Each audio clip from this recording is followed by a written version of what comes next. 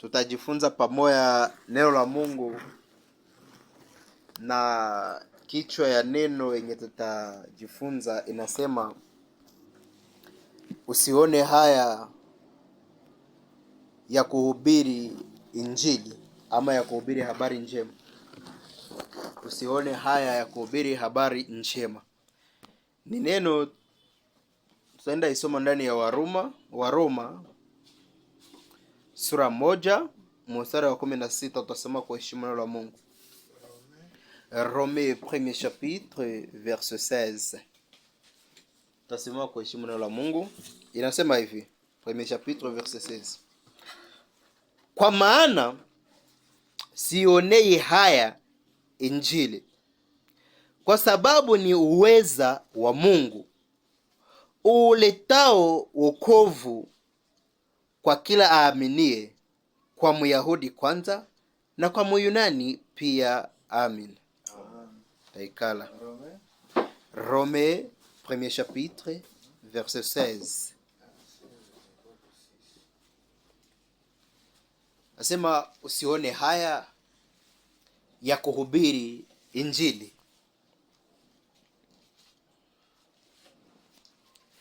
Hii nafasi Paulo njo mwenyeko nasema ase hakuwake na honte ya kuhubiri injili. Hakuwe na haya ya kuhubiri injili. Unamukuhubiri injili kuna kwaka vitu mbili mara mingi. Kuna kwaka haya na boga. Haya na boga. Ndio maana biko nguvu pia kuona kila mhubiri mwenye anaenda kuhubiri turu yake ya kwanza kwa madhabahu akwambia haukuwa nasikia boga. Kila mwana akanyanga kwa madhabahu turu ya kwanza, boga inakuwaka iko. Halafu huko wengine binaletaka haya muinjili. Maybe yenye ifo kuaborde kukutana na mtu munjia, halafu uanze mwambia habari za wokovu ama habari za neno la Mungu. Ile nayo unasikiaka iko saa muziki yengine.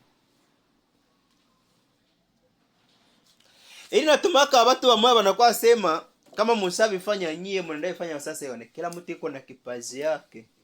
Ile ni kipaji yenu. Me realite na hiyo kusema sasa iko kipaji yake.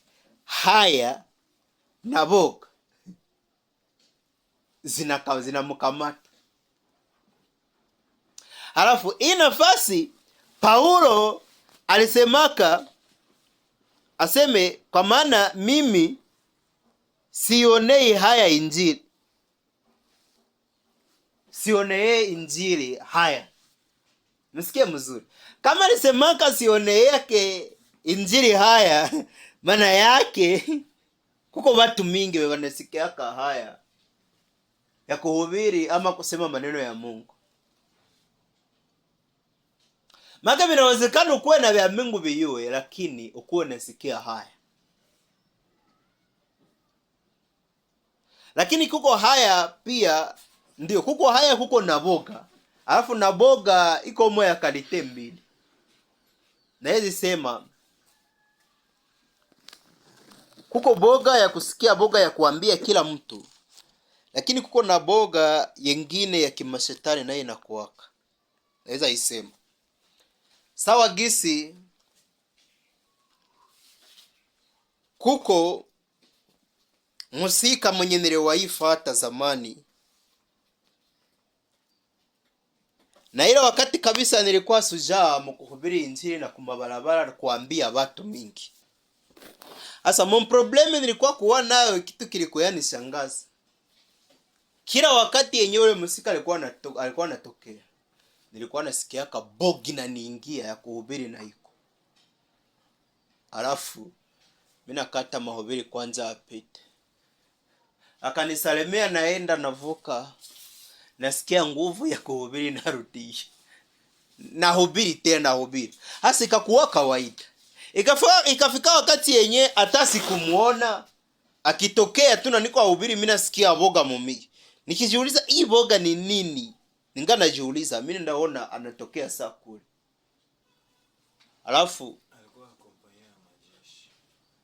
Halafu na nilikuwa nampenda sana.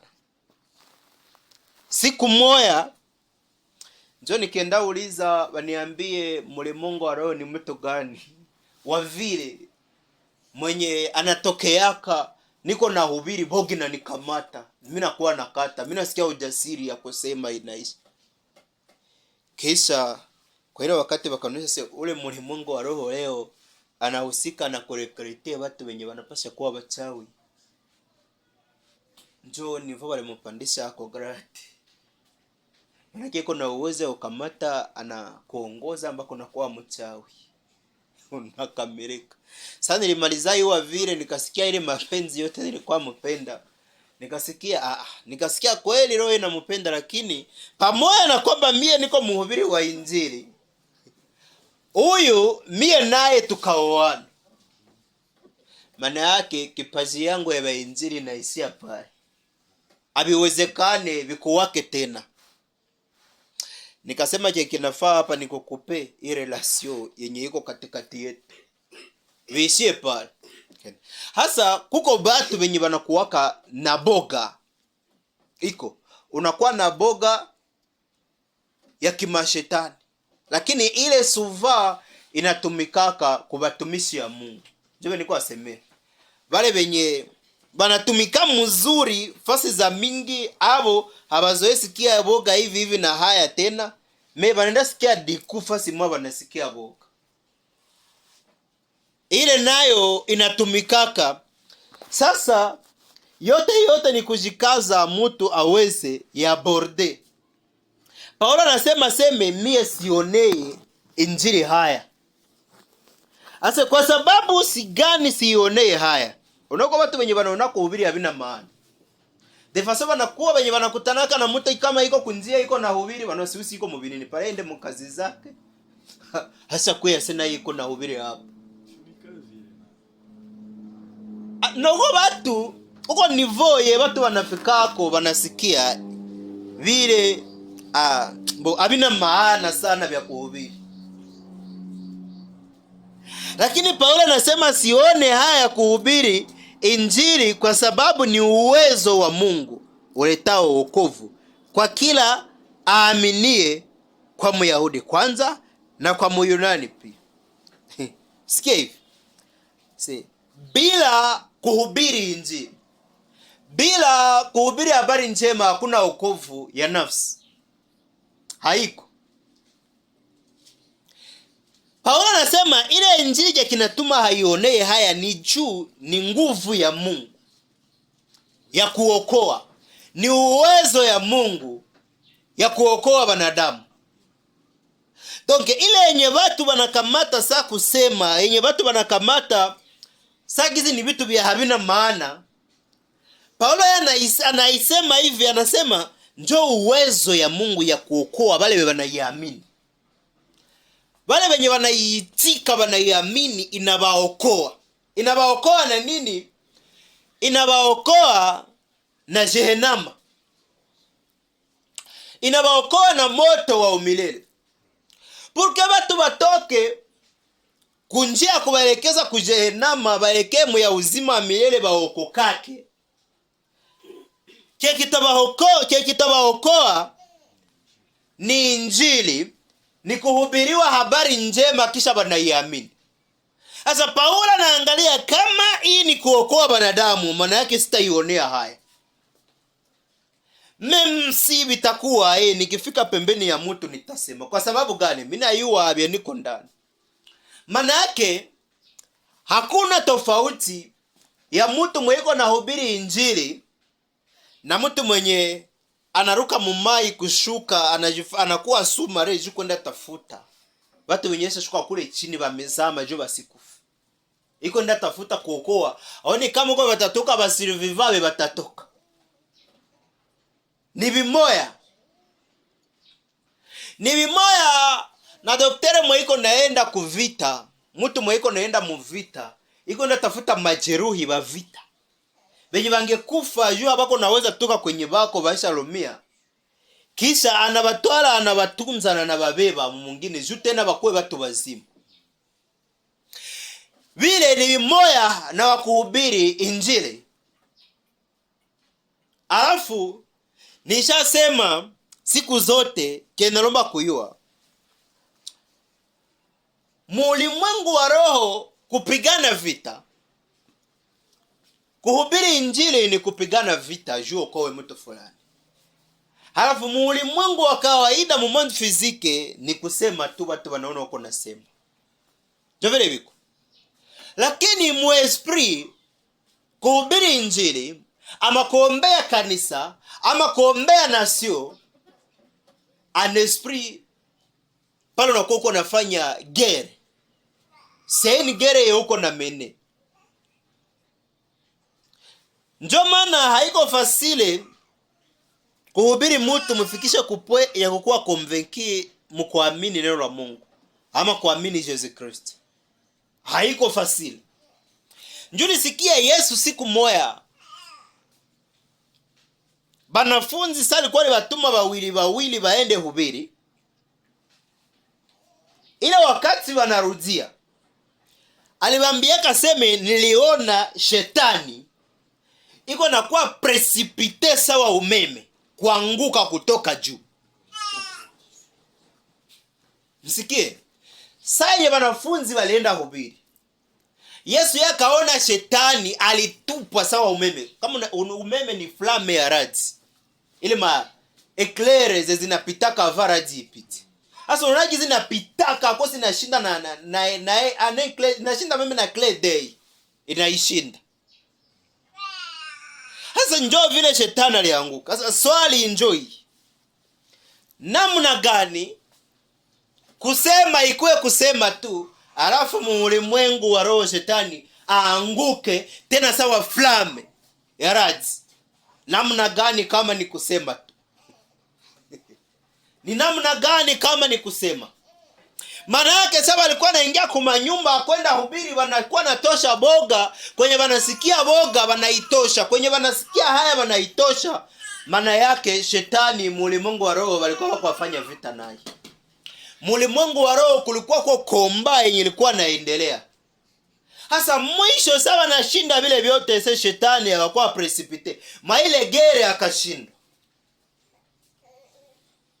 Sasa Paulo anasema mie sione haya.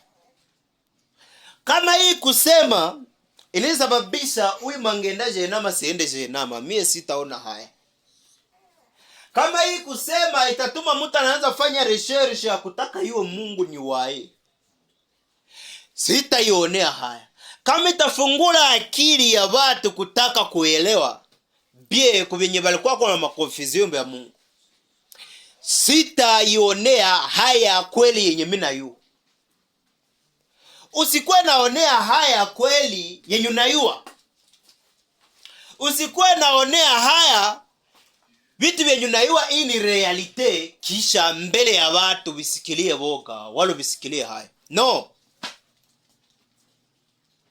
Usikuwe na tolere fasi kwenye ungelipasha sema unasikia utasema. Nunaangalia hii inabeba mtu Jehanamu. Usikuwe na tolere. Paulo anasema hapana kuonea injili haya. Ile njoo inapana wokovu kwa wanadamu. Manake niseme hivi. Ukitembea na mtu ni mwizi na uko mtoto wa Mungu. Ukitembea na mtu kwa mfano ni mzinzi na uko mtoto wa Mungu.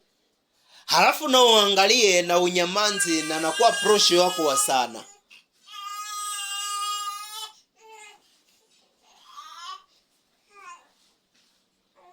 Unaangalia unanyamanza na ni prosho wako wa sana. Una mulimongo wa roho naona hae. Mulimongo wa roho sawa kwa kuona. Weye unaangalia kawaida umeona mtu sawa gisi vya kawaida tutokujende. Lakini mulimongo wa roho chenye banaangalia maana yake mtu anaelekea kumoto, njoko iko naelekea kuangamivu. Halafu na wewe unamwangalia nilikuwa na uwezo wa kumbana mkono. Na ungejaribu hata kama taponyoka mimi uko jaribu. Halafu wanaangalia unamuona kisa naenda angoa kuzenama. Sio naangalia basi acha hivi. Unasema najirudilia. Toka mulimwengu ya roho wanakutrete mtu mwingine different na jinsi wewe uko na jiwazi. Mulimwengu wa roho hapo wanaturekomande kusema. Ile kusema ni service yenye basha deployer hako vitu vyote. Mbinguni kama mko service wana deployer hako nguvu zao zote na kila cha maana che wanaweza kuwa nacho. Ni service ya kuhubiri habari njema. Ni service ya kuhubiri injili. Opeo Mungu aliangaliaka anapendaka son fils unique. Me hivi mimi napenda wanadamu, ninaomba kwa hii njia. Kwa ile departement, ninaomba huyu naye aende kwa ile nafasi. Niko sema nini? Kuhubiri injili kama haina maana sana ile kusema,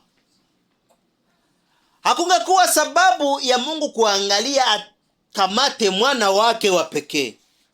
Halafu amulete kudunia akomale sawa watu wengine. Halafu kisha ukomala sawa watu wengine ava muangamize apane kwanza 3 ans et demi ya injili ya kuhubiri. Après les 3 ans et demi njoo akufe kisha arudi. Maana yake kama mbinguni wanafanya vile ni vitu viko serious sana. Viko serious. Vya injili kuhubiri injili ni vitu viko serious. Bako serious mwa kile kitu vya mbinguni. Kwa wanadamu ndio kwenye wanavikamata vya kawaida. Alafu usomake mzuri pale Muluka kwenye saa Yesu alizaliwaka, aseme ba malaika bakatokea bachunga kondoo, wale bachungaji walikuwa wako na chunga. Aseme ba malaika walikuwa wako na sifu, wako na imba, ni kundi kubwa. Wako asema sasa kumekuwa na wokovu kwa Mungu wetu juu mkombozi amezaliwa. Njoo wale ba malaika walikuwa na imba, wako na shangilia.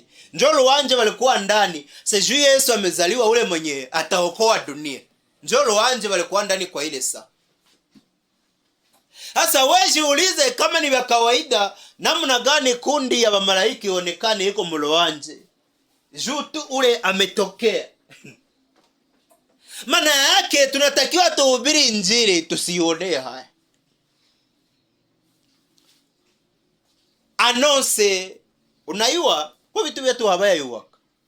Malaika juu atoke mbinguni alete ujumbe aifikishe, haikuwe kawaida. Mimi nadhani ile tunaijua.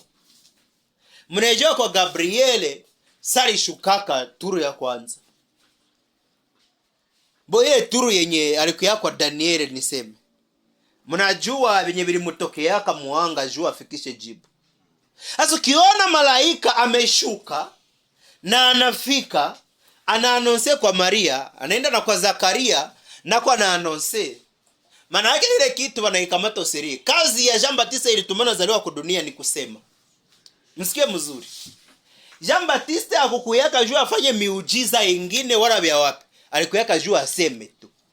Aseme nini? Mtengeneze njia ya Bwana. Munyoshe mapito yake. Njoo vile mletea kwa dunia hivi. Kuandaa njia ya mwenye ngepasha kui.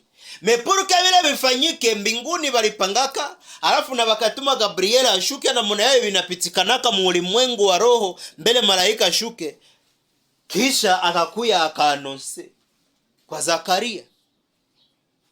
Juu mtoto azaliwe tu kazi yake ikuwe kusema, siku iko akomara. Na alianzaka iko nasemea kule kujangwa akaitwa sauti ya mtu iliayo jangwani. Donc usikamatake nasi kumwaya injili sa kitu kia kusema tu vitu vya burebure.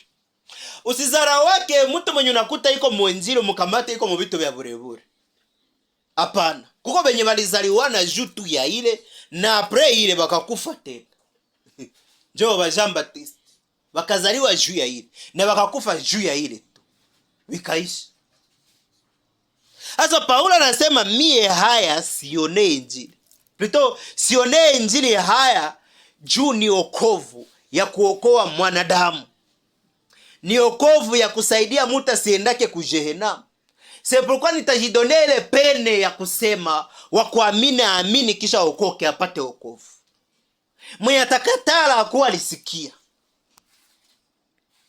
Halafu ndio Yesu pia naye akasema hivi, ku Marke 8:38. Ile fasi Yesu akasema hivi. Marko sura 8 mstari wa 38 nasema hivi.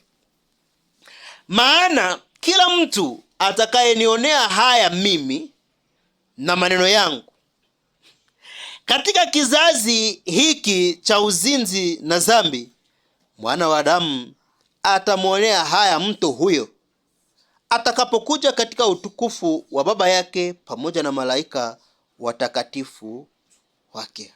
Amina. Nikwambia hivi. Kutakusema kuko hatari. Sawa? Kutakusema fasi kwenye ulipasha sema kuko hatari. Mtu mmoja alisemaka seme hata ukatale vya Yesu atusiaminie vile kama tunafanyaka haki unaweza riti ufalme wa mbingu. Halafu Kiswahili ya Yesu hapa iko dire sana, kama unaisikia mzuri. Iko nguvu sana. Hakuna njia ya kukana Yesu mbele ya watu wala ya kumuonea haya kumshuhudia fasi kwenye wako na mzarau. Fasi kwa yuko wasema hamerite. Hakuna njia ya kumuonea haya kisha ukuyeriti ufalme wa mbingu. Ile njia haiko. Wakuruhusu watu waingie wala wasiingie ni Yesu. Msikie mzuri. Wakuruhusu watu waingie mfalme wa mbingu wala wasiingie ni Yesu. Alafu Kiswahili ya Yesu, yeyote mwenye atanionea haya mie, kisha naongeza hapo na maneno yangu. Mie na maneno yangu. Manake maneno ya Yesu tunaijua. Sasa kila mwenye ataona atanionea mie na maneno yangu.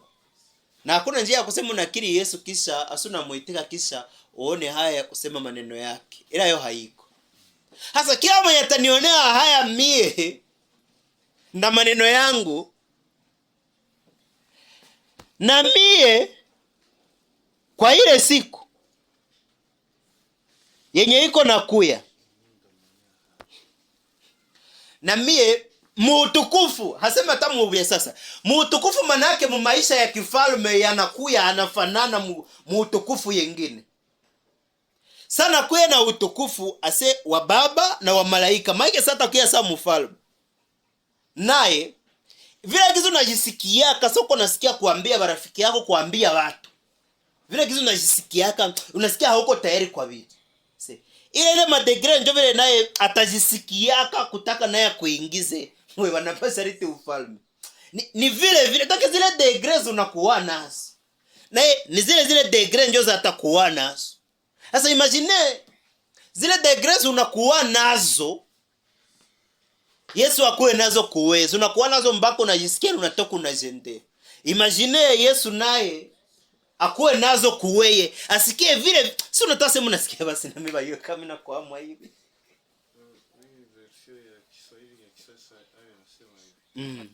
Yeyote anioneaye aibu na maneno yangu katika kizazi hiki cha wazinzi na kizazi cha wenye dhambi, Mwana wa Adamu atawaonea aibu atakapokuja katika ufalme wa Baba yake pamoja na malaika watakatifu.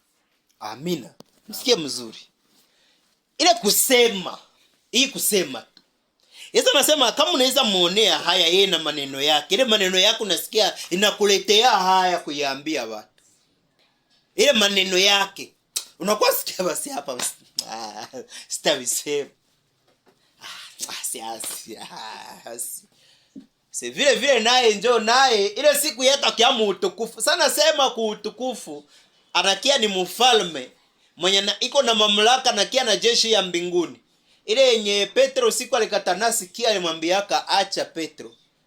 Ningekomande mbingu.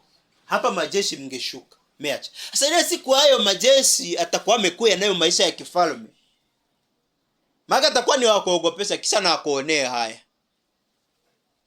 Ndio vile anasema. Sasa Paulo yeye jia vile vyote alisema mie sione haya ya kuhubiri injili.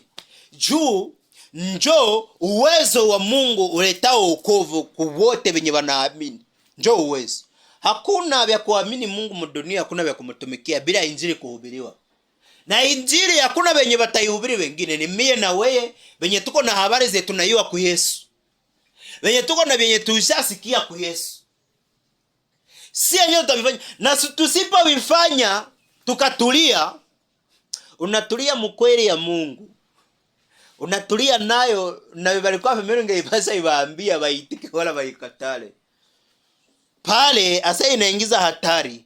Hakuna njia ya kurithi ufalme wa mbingu na ukataraka Yesu. Ile njia haiko. Haiko. Halafu Daudi yeye alisemaka hivi. Msikie mzuri. Daudi muzaburi 119 verset 46. Psalm 119 verset 46 alisema hivi: nitazinena shuhuda zako mbele ya wafalme, wala sitaona aibu. Msikie mzuri. Huyu ni Daudi. Anasema ushuhuda yako nitainena mbele ya watu. 119 verset 46. 119 verset 46. Daudi anasema ushuhuda yako Mungu nitaisimulia hata nikuwe mbele ya wafalme, na sitaioneaka haya, sitaioneaka aibu. Unaelewa, injili iko munjia za mingi. Habari njema iko munjia za mingi. Siku moja Yesu aliponesha mwenda wazimu wa Gadara, ule fu wa Gadara kule mwinchi ya Gerasini. Salima alizamuponesha ule fu, akamwambia hivi: mwalimu, uniruhusu na mie nikuwe nafuatana na wewe. Yesu akamwambia hapana, wewe wende zenguruka mwinchi yako yote, wende uko naambia watu vyenye Mungu amekutendea. Mungu asikia. Huyu fu misio yake ni moya, ni kwenda sama kuna kuwaka Mungu mtenda miujiza. Kuna kama Mungu mtenda miujiza. Mie njo ule fu mwe mulikuwa naona mwenye alikuwa afungiwa mashene, mimi nakuwa zikata juu niko na mademo za mingi. Sasa mimi nakuwa najipitisha na makucha na vikaya na zikatakata. Mie njo ule mwe mulikuwa na hiyo. Tuko taambia sasa Mungu anafanyaka vitu amenisaidia. Maana yake na nyie anaweza basaidia. Msikie mzuri. Uko watu wenye wanakosaka vya kuhubiri njoo hapana maandiko. Lakini yeye anamwambia sema si kukale kenye Mungu amekutendea nako wende anzia kukale. Msikie. Kwa yeye Mungu amekufanyizia wende anzia kwa ile. Waambie watu. Njoo Yesu akamwambia wende anzia kukale, ambia watu. Ukienda mwingine mwenye naye aliambia mwalimu nitakufuata, lakini niruhusu kwanza naende zika baba yangu. Akamwambia wewe acha wafu wazike wafu wao. Wewe wende hubiri injili. Ndio vile Yesu alimwambia wewe endelea na kuhubiri, waache wafu wazike wafu wao. Sasa hii nafasi Daudi anasema shuhuda zako nitakuwa na zinena na mbele ya wafalme, wala sitaona haya. Unaiwa kwa watu wenye wanakuwa na maisha yenye ni mafundisho. Kwa vile Mungu ashabafanyizia ni mafundisho ya kutosha kabisa. Lakini wanasikia haya kwa vile navyo kuvisema. Sawa? Wanasikia haya. Uko mtu mwenye anawazaka jiko atembeza gari. Iko natembea na anisane nepa mwili na unaona munjia, anaona sindasema na mie si nilikuwa na kunjwa mafunza. Nasema nilizaliwa mu familia ya kimasikini, na naomba watu waendelee wa mu bichwa yao hivi abaniyo baiwe kama mie. Hivi mimi natokea mu mafamilia zimoya za watu wakubwa. Lakini Daudi anasema zile ushuhuda za Mungu atazisimuliana mbele ya wafalme. Na kama nyewe mliko malamu kwa prince mu majumba za kifalme ndio mko wafalme, Ye mkikutana atambia kama yeye alikomala mbushumba. Atambia kama mie nilikuwa mshumba. Alafu nilikuwa kama njo katoto kamwisho mwetu. Sasa vya vile vyote sitavivichaka na mbele ya wafalme. Nitavisemaka. Kila kile Mungu alisemaka nitakishuhudiaka. Unaye kila saa Mungu anamaliza fanya kitu anataka nyuma mubaki mnasemaka. Kama hamsemaki kuko shida. Kila chenye alifanyiaka Israeli aliwaambia mutie na maziwa za ukumbusho mzitie pale. Sasa mnatavuka Yordani, angalia Yoshua ambia makuhani mtajenga pale maziwa za kupanda burefu hiyo. Na kumilango muandika sejumu siku za zitafataka na watoto yenu. Sasa watakuwa na wauliza hii maziwa inarundikiwa hivi maana yake nini? Mwanzake pale kusema kinywa mwanze mwaga venye Mungu alifanyaka. Nasema tulikuwa ba Egyptia. Tafadhali tulikuwa ba etrangere mu nchi ya Egypt. Mu Egypt bakatutesa. Mungu akaopere kule miujiza. Sasa opera kama miujiza 10 tukaenda jeshi ya Farao ikatufata. Kisha kaiangamiza mu bahari nyekundu. Kwa ile siku tulipita munjia. Mungu anatakaka apre kufanya. Maneno ibakie njoo iko nasemewa. Donc kisha kuvuka ngazi Mungu anatakuwa kile kwa asema maneno. Na njoo kuhubiri yote ile. Ile yote ni kuhubiri na kupatia tumaini kwa watu wako maisha magumu. Msikie mzuri. Mtu mali kwa mara shida Mungu akakuya mkumbuka. Sasa iko explique maisha magumu binapana tumaini. Kubale benye maisha yabo engali ya kuli. Na wengine wanakuwa wenye wanasemaka sio unamaliza pana ushuhuda banaona kumbe hivi gizi niko. Omwata mie gizi niko pale huyu giza likuwaka.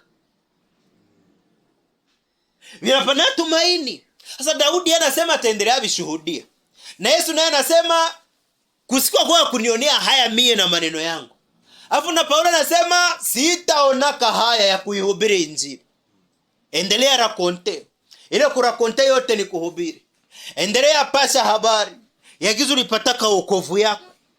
Daudi yeye ataendelea shuhudia. Tuko nakimbia.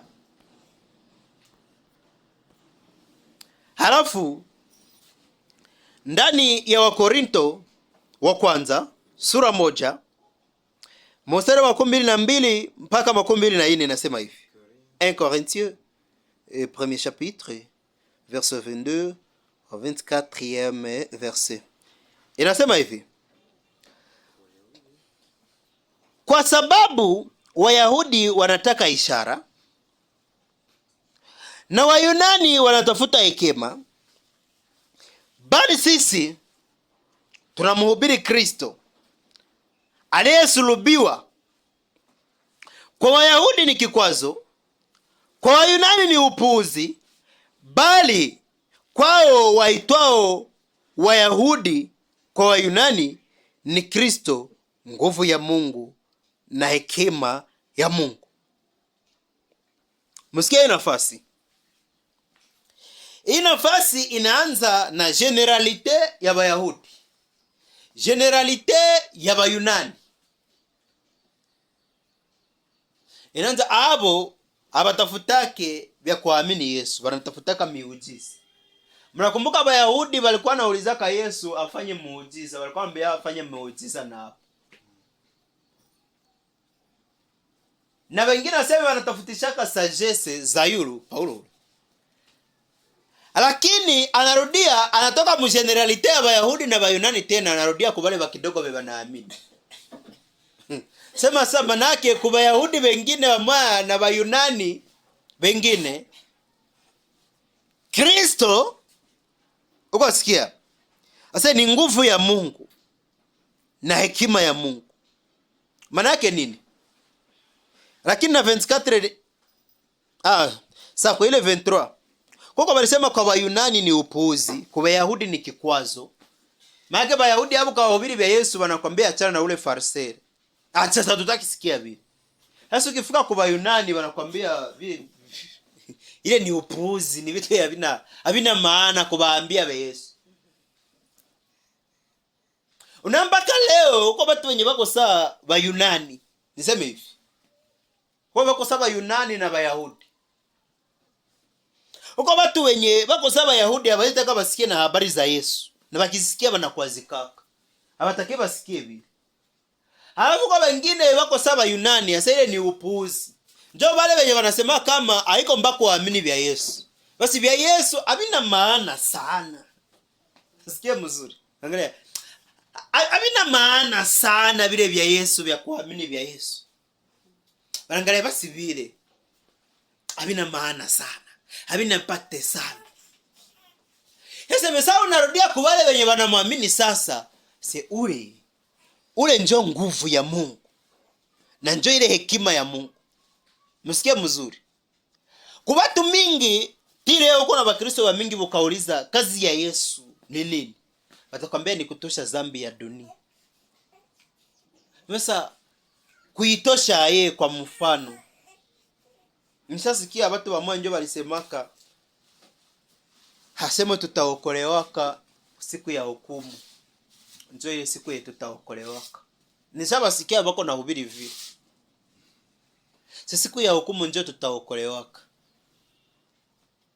Asazwe andiko nasema atakayevumilia mpaka mwisho ndiye atakayeokolewa. Halafu sasa ile yote ni kuendelea kuima Yesu, nguvu zake na kazi yake, valere yake. Ni kuendelea muima valere. Siko watu wenye wanavikomprendre vile, mabuwele de façon na wengine bashanza tosha mafilme. Ase Yesu alioana na Maria bakazala na watoto. Vile vyote biko. Uko watu wenye kuwaletea habari za Yesu ni upuuzi kwao. Kusikia habari za Yesu wengine ni kikwazo kwao. Lakini huyu Yesu ndio nguvu ya Mungu. Kwa watu wenye wanakataa Yesu mbona wanakimbia kwa nguvu za Mungu. Wako wazitafuta. Wanatafuta hekima ya Mungu bakuwe nayo. Mbona wanakataa Yesu. Kwa kusema kweli hakuna hekima ya Mungu bila Yesu. Hakuna nguvu ya Mungu bila Yesu. Sunasikia puissance ya Mungu, la puissance de Dieu. Sunasikia. Donc là, unakuwa umesema deja juu ya Jésus Christ. Sasa hakuna njia ukatala Yesu Kristo kisha utafuta uwezo ya Mungu. Ile haiko. Yeye ndio nguvu ya Mungu na yeye ndio hekima ya Mungu. Tusome hapa njoo kwa mwisho kwenye tutasimamia. Ni Wakolosai sura 1 mstari wa 15 mpaka 18. Colossiens premier chapitre verset 15-18. Inasema hivi. Naye ni mfano wa Mungu asiyeonekana, mzaliwa wa kwanza wa viumbe vyote. Kwa kuwa katika yeye vitu vyote viliumbwa, vilivyo mbinguni na vilivyo juu ya nchi, vinavyoonekana na visivyoonekana, ikiwa ni vitu vya enzi au sultani au enzi au mamlaka. Vitu vyote viliumbwa kwa njia yake na kwa ajili yake. Naye amekuwako kabla ya vitu vyote, na vitu vyote hushikana katika yeye. Naye ndiye kichwa cha mwili, yaani cha kanisa. Naye ni mwanzo, ni mzaliwa wa kwanza katika wafu, ili kwamba awe mtangulizi katika yote. Amen. Msikie mzuri. Hii nafasi kaipitia yako. Sunasikia nguvu ya Mungu, watu mingi wanazoea kuhubiri juu ya nguvu ya Mungu, uwezo ya Mungu. Suna visema vile vyote ni Yesu Kristo. Msikie mzuri. Mungu hana uwezo bila Yesu. Yesu hana uwezo bila Mungu. Msikie mzuri. Na kwa wale wenye wanatofautisha wanasema hapana, Yesu haiko Mungu, mimi ni mwana wa Mungu. Niko sema hivi. Mungu hawezi fanya kitu bila Yesu. Yesu hawezi fanya kitu bila Mungu. Kwa hiyo nafasi ile tunapitia gisi naanza iko nasema. Inasema kama Yesu njo mfano wa Mungu mwenye haonekanake. Msikie kwanza.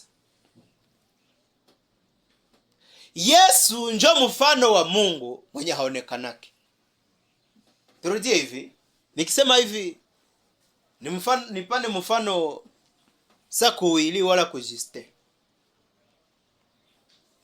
Ukisia Yesu ni mfano wa Mungu asiyeonekana, maana yake niseme nini? Hii mwili ya jiste iko naonekana ni mfano ya esprit yake haionekanake. Msikie mzuri. Hii mwili ya jiste iko naonekana ni mfano ya roho ya jiste. Ni mfano ya esprit ya jiste yenye haionekanake. Ndio mfano yake. Sasa Yesu ni mfano wa Mungu asiyeonekana. Alafu tena Yesu kila cha kiliumbiwaka kikuwe cha mbinguni wala ya kudunia, kikuwe cha kuonekana wala chenye hakionekanaki, ndani yake njo kiliumbiwaka. Donc hakuna chenye Mungu aliumbaka pasipo Yesu. Juu ya njo mfano ya Mungu asiyeonekana. Maana yake ukihitaji uone Mungu inalomba uone Yesu. Ukihitaji kuona Mungu inalomba uone Yesu. Alafu vitu vyote viliumbiwaka ndani ya Yesu. Na kila kuumbiwa ndani ya Yesu wase na viliumbiwaka kwa ajili yake. Mukasikia? Kila kitu chenye kiliumbiwa juu ya Yesu. Make murithi wa vitu vyote vya mbinguni na kwa dunia ni Yesu. Alafu chose grave inasema hivi, yeye njo kiini. Msikie mzuri. Yeye njo kiini cha vyote viliumbiwaka vinaonekanaka na visivyoonekana. Nikisema kiini, maana yake vitu vyote ndani yake njo vinaunganika juu vikue na vionekane. Maana yake nikisema nini? Ngoja nipane mfano. Ni mfano lakini yenye ni vitu vya haviwezi kuwa, mimi naipana wako mfano. Sawa? Ni vitu vya haviwezi kuwa lakini kwa tawapatia mfano muelewe upana wa Yesu. Niseme hivi. Vitu vyote vya vinaonekana na vya havionekanake, vya mbinguni na vya duniani, vyote vinaunganika ndani ya Yesu. Maana yake hivi, ile mfano njoo hii. Sawa? Ile mfano njoo hii. Yeye ndio muunganiko, donc kila kitu kikuwe, ifo uwezo yake ikuwe ndani. Juu kisimame na juu kipate nguvu. Ifo uwezo ya Yesu ikuwe ndani yake ndio mwenye vitu vyote vinaunganika. Sasa ile mfano njoo hii msikie, ni vitu vya haviwezi kuwa lakini nawapatia mfano muelewe ukubwa ya Yesu. Ile mfano njoo hii. Kwa mfano niseme hivi. Yesu akipotea, ni mfano ninasema, apotea si existe. Mbingu na dunia na yote viko ndani nayo vinapotea, haviwezi existe tena. Yesu akipotea, mbingu na dunia na viko ndani, vitu na watu na malaika yote vinapotea, haviwezi existe. Vyote haviwezi existe tena. Ule ndio uwezo ya Mungu. Sasa tunasema uwezo ya Mungu. Ule ndio uwezo ya Mungu yenye Mungu anaitiriza kazi vyote vikue na vyote viendelee simama. Nguvu ba wanadamu bakue na nguvu na malaika bakue na nguvu. Dunia isimame, yule ya maji na mbingu simame mwanga. Vile vyote juu visimame vyote na vikue. Mungu nguvu yake anaitiriza ni Yesu Kristo. Sasa Yesu Kristo akidisparaître, akipotea, mbingu, dunia, kila kitu kinarudia gizi vilikuwaka na havia umbiwaka. Ndio vile vinapasha kuwa. Nilisema ni mfano ya vitu vya havipashe kuwa, lakini nilitaka nionyeshe Yesu gisi iko. Vitu vyote viliumbiwaka kwa ajili yake. Halafu kitu kimoja tu chenye alikuwa hayapitiaka, kilikuwa kimoja njika lomba kipitie nacho, akwe mzaliwa wa kwanza mwake. Mwenye alizaliwa wa kwanza ni kifo. Yesu ndio wa kwanza kukufa, na kufufuka na kupanda mbinguni. Ile ndio alikuwa amebakia ndani tu kukua wa kwanza. Ndio wa kwanza kukufa na kufufuka. Kisha napanda mbinguni. Wengine walipandaka na wakufe, tunasikia wale wa Enoke wa Elia. Hao walienda vile. Lakini Yesu ndio wa kwanza kukufa na kufufuka na kupanda mbinguni. Asa ile naye juu ilikuwaka juu akwesa mzaliwa wa kwanza wa vitu vyote. Ndani ya yote. Yeye ilikuwa bakia kukamilisha. Lakini na ndani yake ndio vitu vyote vinaunganika. Njoo maana hawakutafutana mwingine mwata kufa juu niyo okolewa.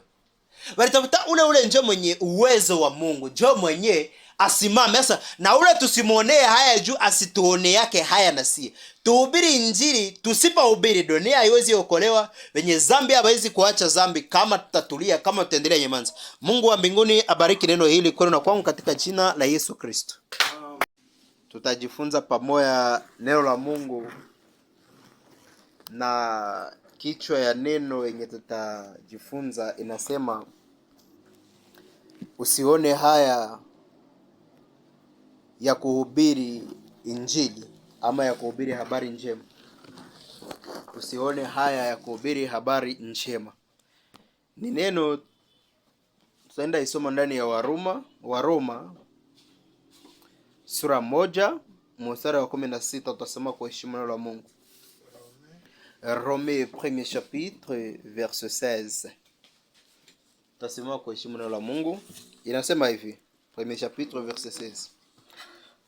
Kwa maana sionei haya injili, kwa sababu ni uweza wa Mungu uletao wokovu kwa kila aaminie, kwa Myahudi kwanza na kwa Myunani pia. Amen.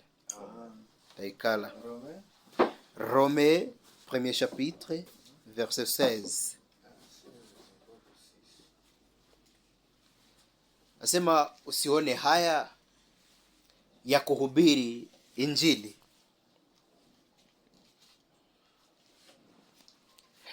Hii nafasi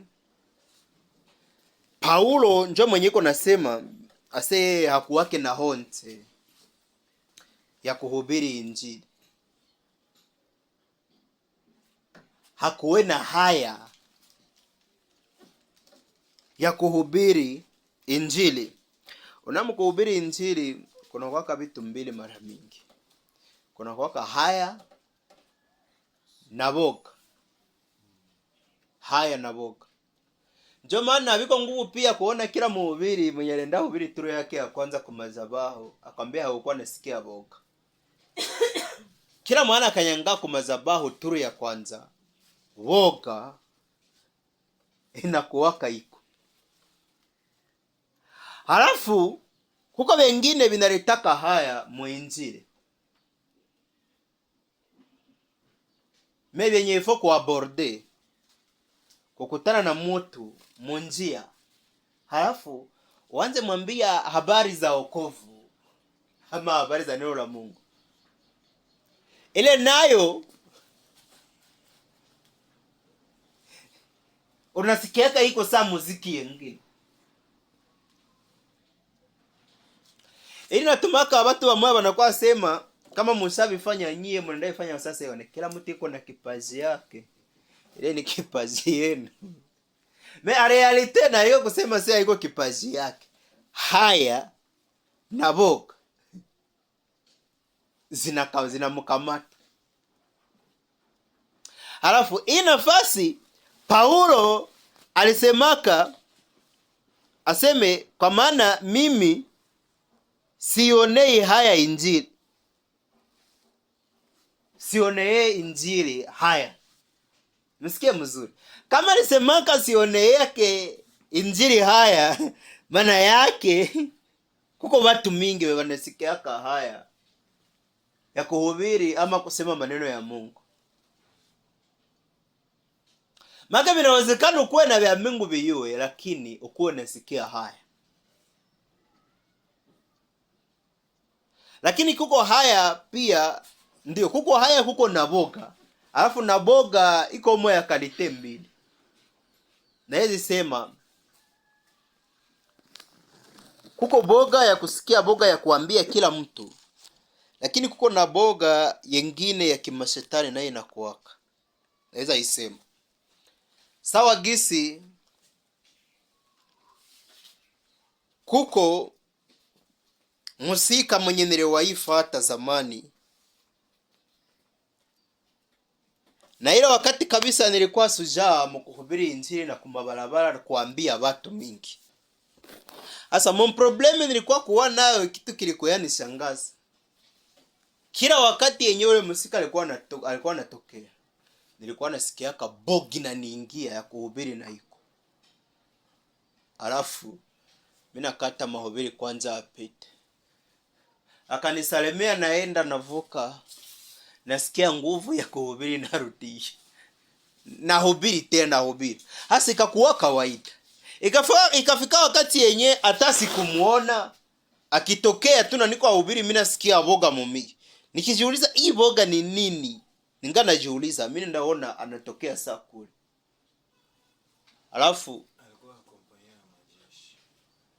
Alafu na nilikuwa nampenda sana. Siku moja njoo nikienda uliza waniambie mlimongo wa roho ni mtu gani wa vile mwenye anatokeaka niko na hubiri bogi na nikamata. Mimi nakuwa nakata, mimi nasikia ujasiri ya kusema inaishi.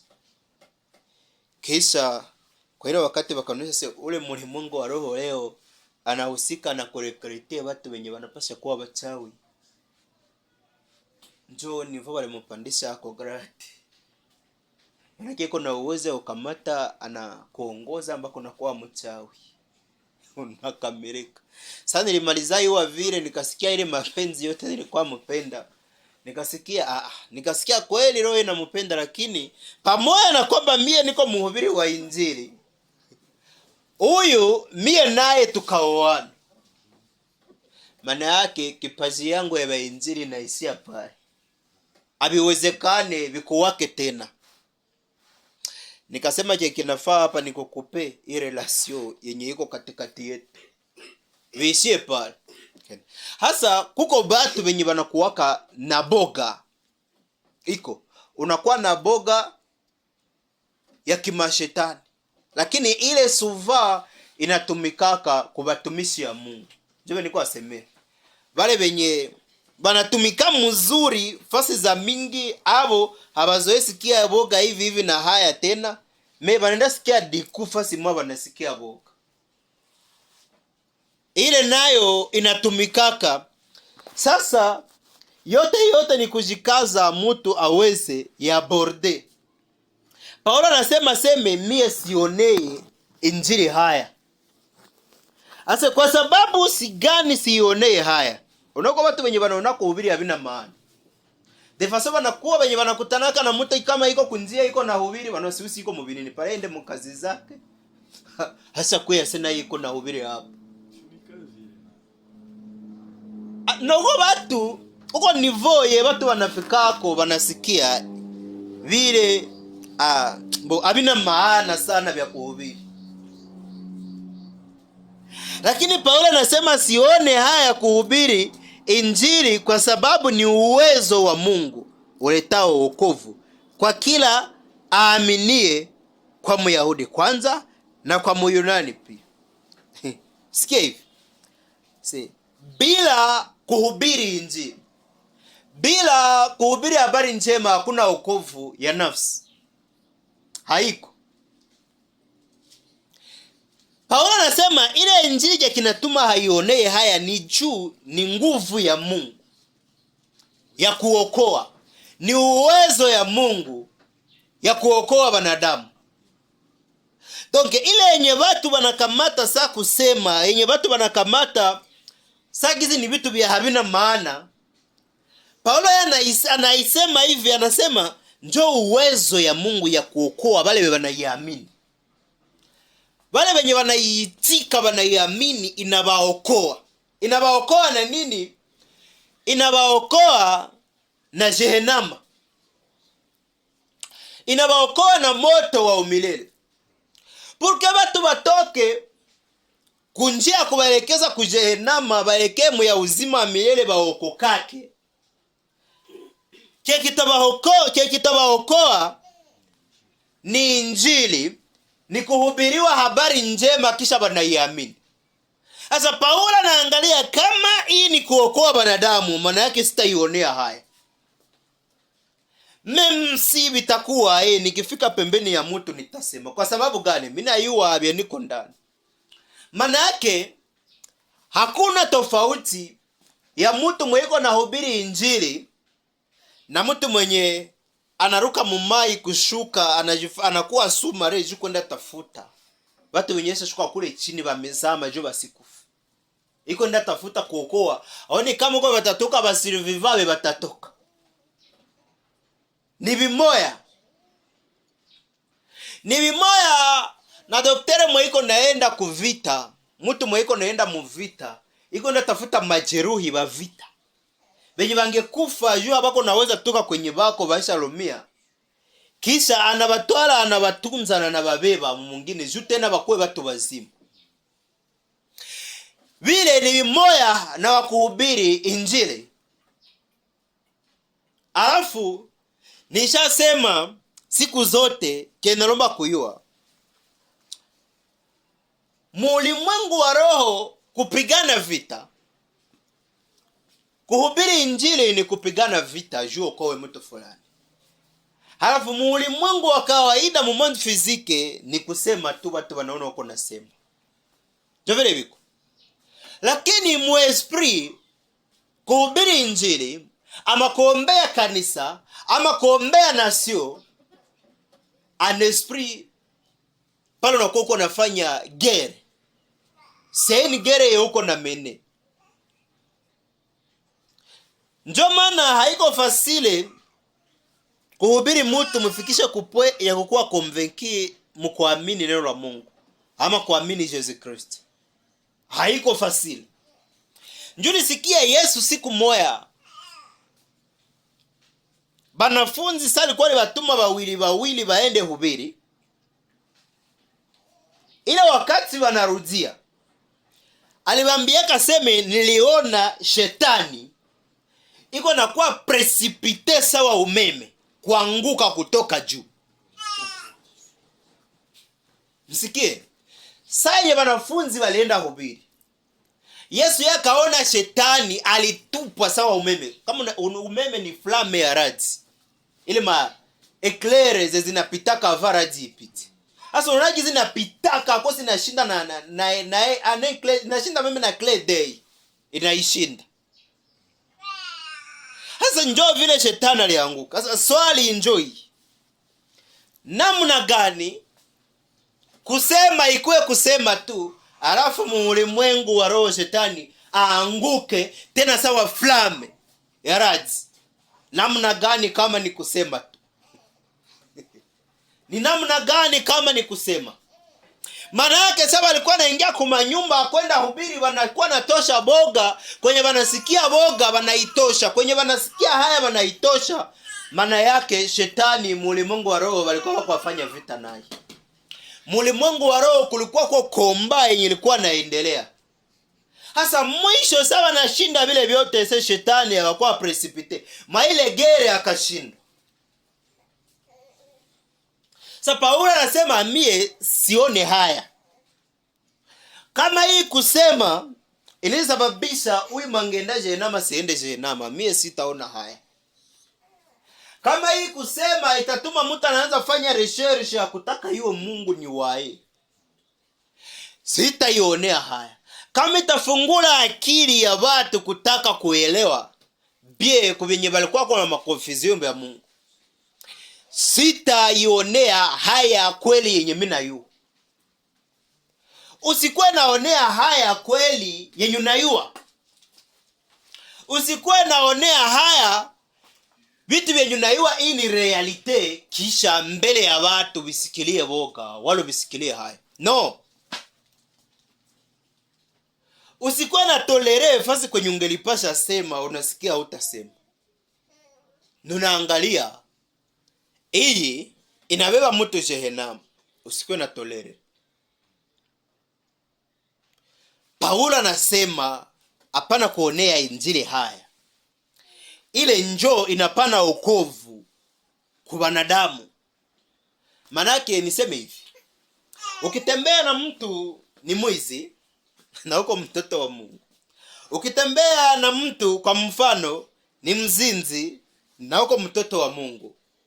Halafu na uangalie na unyamanzi na nakuwa prosho wako wa sana.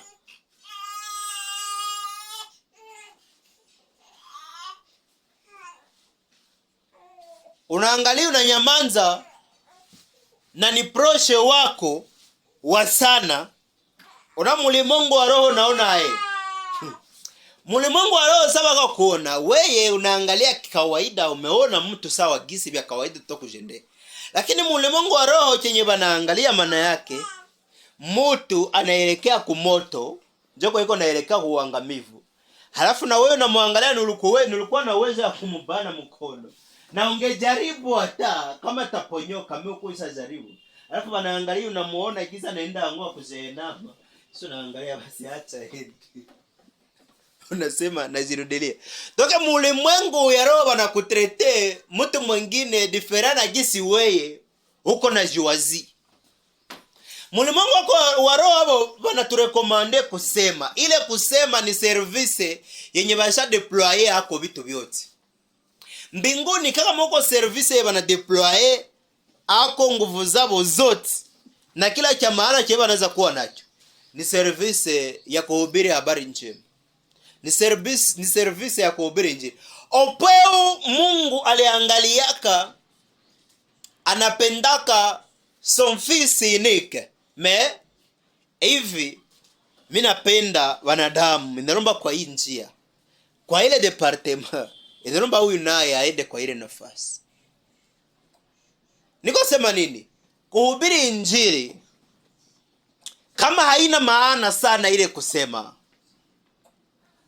hakungekuwa sababu ya Mungu kuangalia akamate mwana wake wa pekee. Halafu amulete kudunia akomale sawa watu wengine.